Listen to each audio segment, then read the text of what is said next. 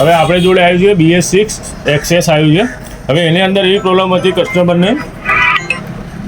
કસ્ટમરને એવી પ્રોબ્લેમ હતી કે મારે આગળની બ્રેક ચોટે છે.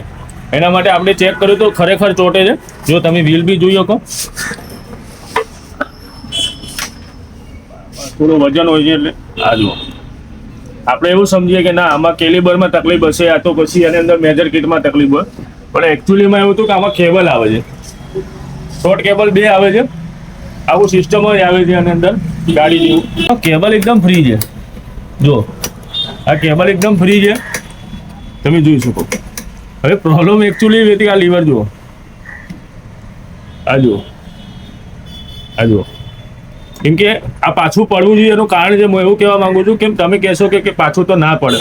આ જો નીચે સ્પ્રિંગ છે, લીવરને નીચે સ્પ્રિંગ છે, આ જુઓ, એનું પાછું પાડે જ, રિટર્ન સ્પ્રિંગ કહેવાય. તમે વિડીયોમાં બનાવો આ લીવર જે ચોટે ને એને ફ્રી કરતા.